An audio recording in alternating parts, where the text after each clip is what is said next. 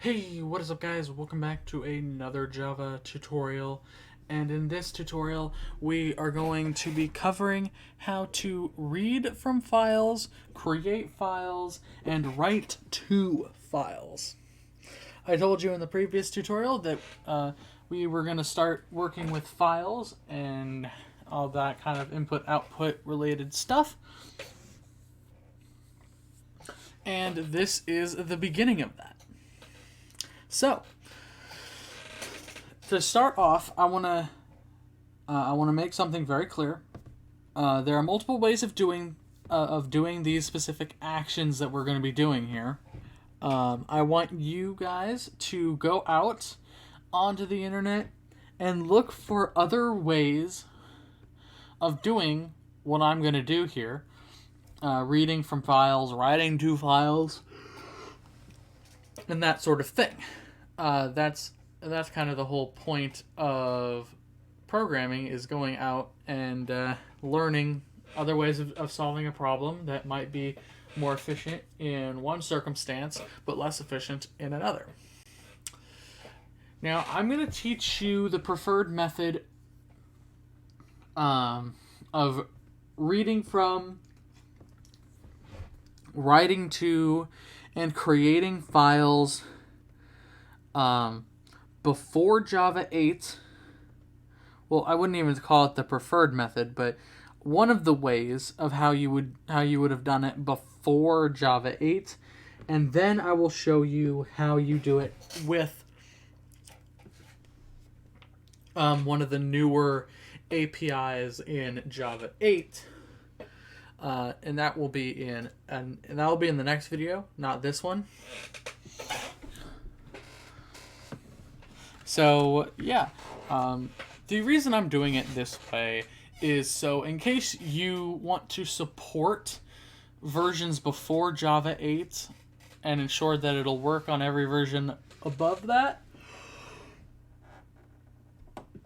then you can do that. But you'll also have the choice of using the Java 8 method, so your applications will work from Java 8 and above. Right, so let's go ahead and do this, shall we? First things first. We need to have our main class set up. We have it here. Let's first go ahead and create a file object. And this file object basically represents a file on your computer. So file.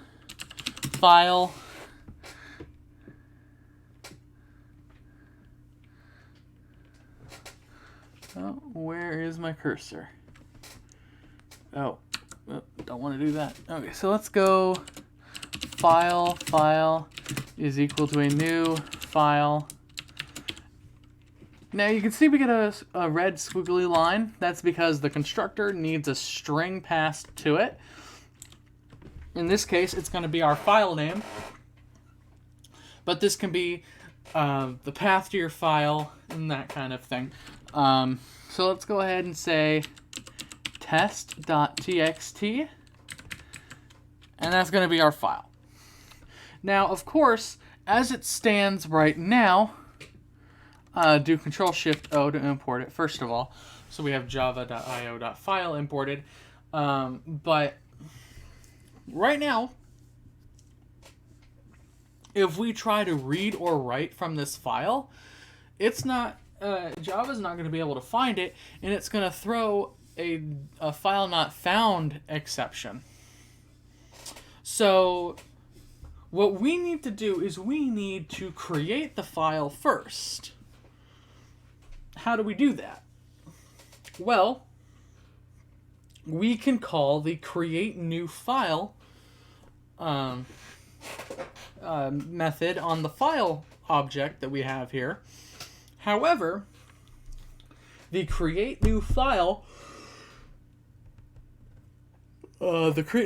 method, what it does is it will throw an error if it can't create the file. Like, it'll throw an exception. So we have to put that within a try-catch to ensure that it works, right?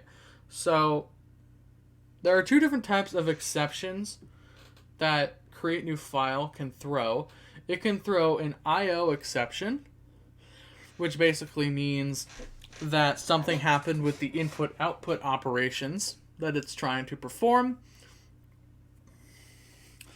And then it also can throw a security exception, which will be thrown if some kind of security rule or security something has been broken. So let's go ahead and we'll say a try and then a catch. Okay, so let's open that up. Open that up.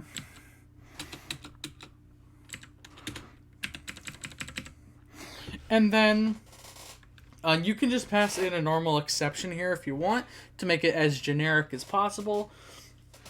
But because I know I'm not going to catch a security exception, and I want to make sure that you guys know how you use one of the more specific exceptions, I'm going to use IO exception here. So IO exception, I'm going to call it E, and then E dot print stack trace. Now make sure that you import IO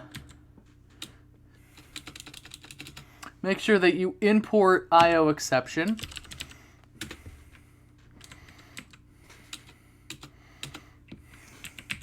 All right, so now within our try, we are going to go file dot create new file, and you can create a temporary file as well, but we're just gonna say create new file, just like that. And now that that has been done. That's done pretty much. So if we go ahead, we save it, and we run our code, you can see nothing gets outputted because we didn't catch any errors or exceptions or anything like that. But what did happen is it created a test.txt file within our project. So we can select our project here and right-click it. And then we can tell it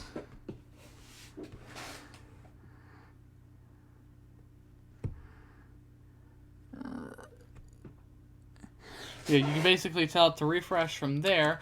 Or what we can do is we can go into our File Explorer. And then we can go onto this PC,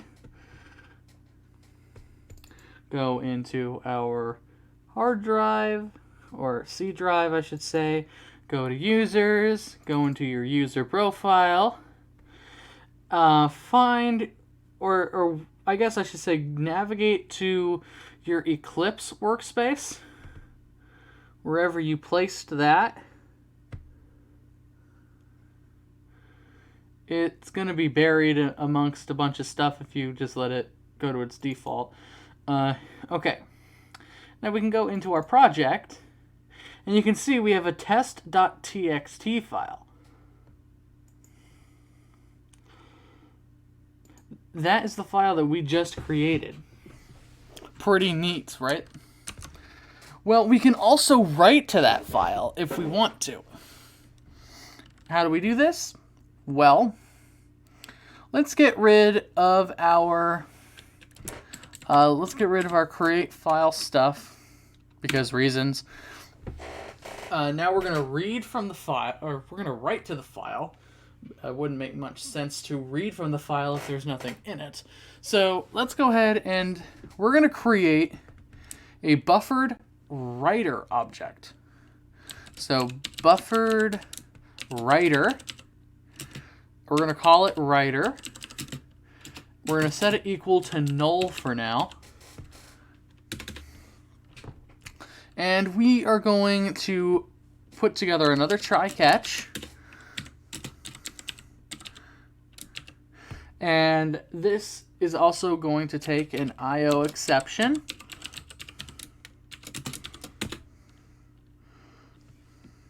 Right? And then we're also going to need a finally block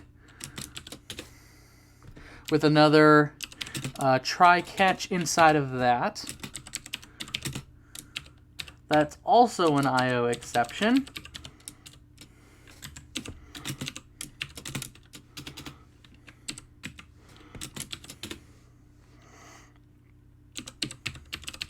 And we'll print the stack trace there.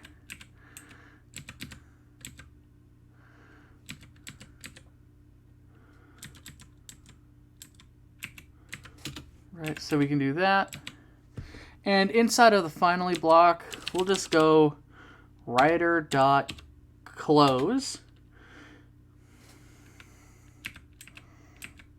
Inside of this block, we need to ensure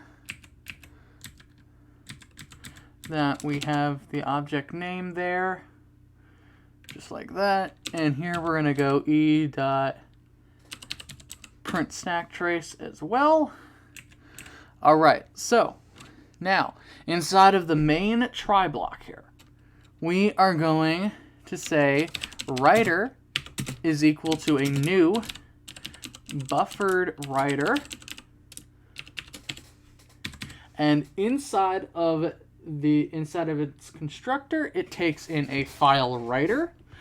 So new file writer, and then inside of the file writer's constructor, it will take in a file. So pass it the file object that we gave it. Make sure that file writer is imported.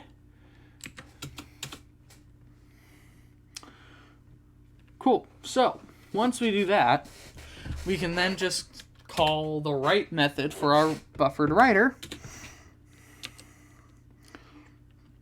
And we'll say writer.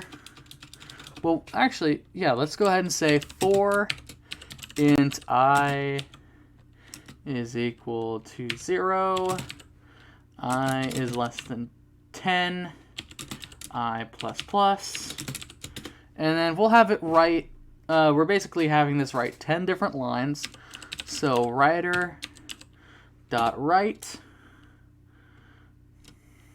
well actually, one thing that we can do here, just for perfection, if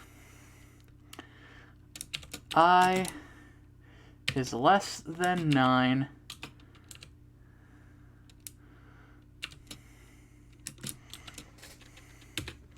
else we can go writer dot write, and then line, and we'll say line I plus 1.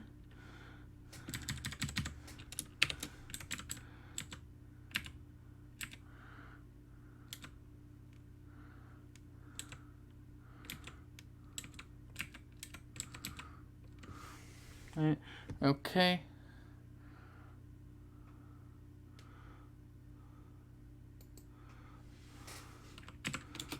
I plus 1, just like that.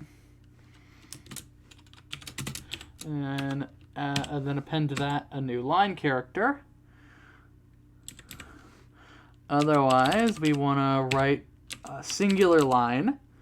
So write line I plus 1. Okay, cool.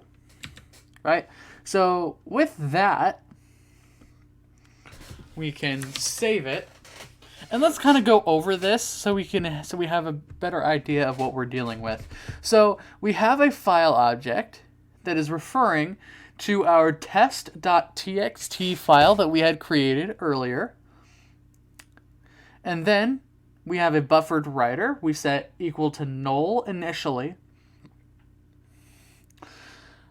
Because if we try to use it inside of our try block, it'll say this object may not have been initialized or something like that.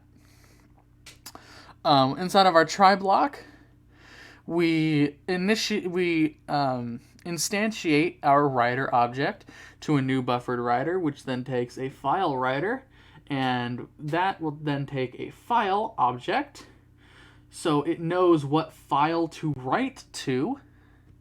Then here we are basically writing 10 lines to our file, where if I is less than 9, which is our final value in the loop, technically, we want to include a new line at the end of that. If we don't want to include it, if it's not less than 9, meaning I is equal to 9, then we want to write a singular line with no new line appended to the end. Then, in case an error gets or an exception gets thrown because of the write method and all of that jazz, we need to make sure we catch an IO exception, and we're handling that by printing the stack trace. And then we have a finally method, which will then try to close the writer, and if it can't close the buffered writer, it will throw an IO exception, and we're handling that exception by printing its stack trace.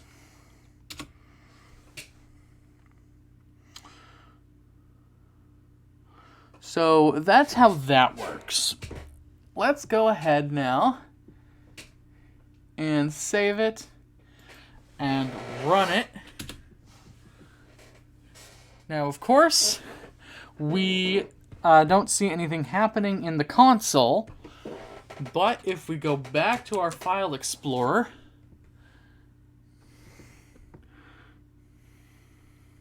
well, then again, my recording software is not going to capture this. So let's go ahead and let's just refresh the project.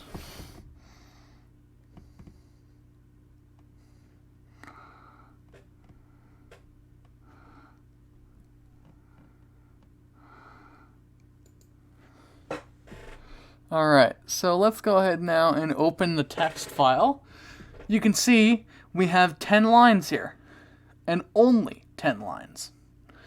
If we didn't include that if statement inside of the loop, there would have been a completely empty line here. And we don't want that, because when we read from the file, what that'll do is it will look for a new line symbol, and then it'll read that empty line. And we don't want it to do that. We don't need an empty line, because that's a waste of resources. At least in this case. So we have 10 lines written to our file. Perfect. Exactly what we wanted.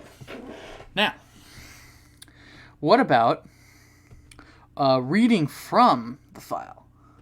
What about that? Well, let's go ahead. And I'm going to move all of this code. All right, I'm going to move all of this code to a function.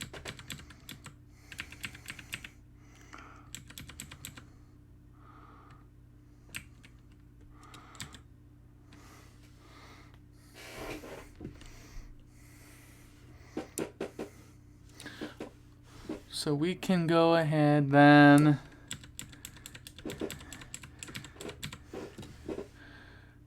and just highlight everything,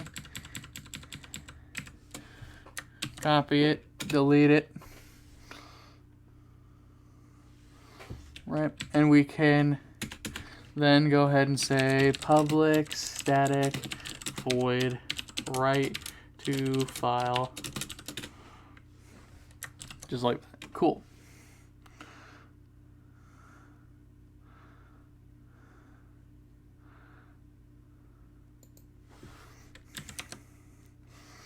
Now, let's copy this file object, and we will use the main method for our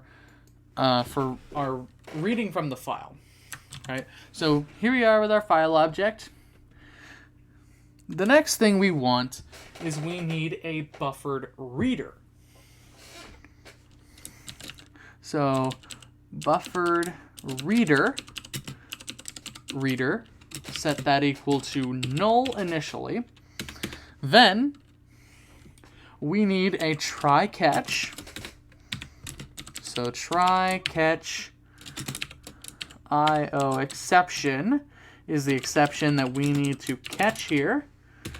And then we're also going to have a finally block on this, where again we will have another try catch with another IO exception being caught here.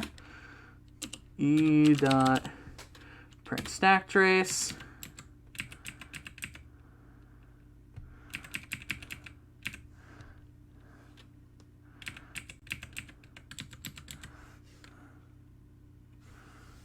Right, so then inside of this catch, we'll say e dot print stack trace. Okay, now inside of this try block, this is where things get a little bit different. We're gonna go ahead and say reader is equal to a new buffered reader. The buffered reader will take in a file reader. So new file reader, which will then in turn take a file object. Pretty similar so far. Go ahead and import buffered reader and file reader. Once that's done, now we are getting to the actual reading of the file. I'm doing this, of course, using the buffered reader. There are other ways of doing it. Like I said, go to Google, go to DuckDuckGo, whatever engine you use, whatever search engine you use, and look up other ways to read and write to files. It's good practice for you guys. Trust me. So, with that being said, construct a while loop of, like we discussed in a previous tutorial. Now, inside the condition, this is where things start to get a little bit different. And one thing you need to keep in mind when you're doing this is the read line method, which is the method we're going to be using to read each line of the file. If it cannot find anything to read, when it gets to the end of the file, it will return null. Because if it doesn't find anything, that means it's at the end of the file, and if it doesn't have anything, meaning the absence of a value, it's going to be null. That's important here. So, first things first is we need to have a string content is equal to reader. Well, actually, no, not even this. So we'll have a string called content. And we're going to set it equal to null initially. And then here we'll say content is equal to reader dot read line, and then we test if that value is not equal to null, and if it isn't equal to null, then we continue going on. So we will then go ahead and say system.out.println, and we'll print out content. Well, let's say, right? And we can do that pretty easily. So now we can save this.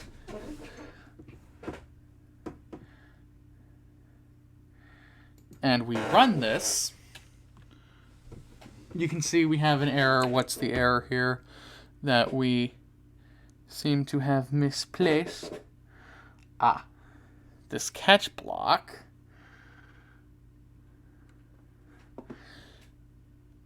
What is it saying?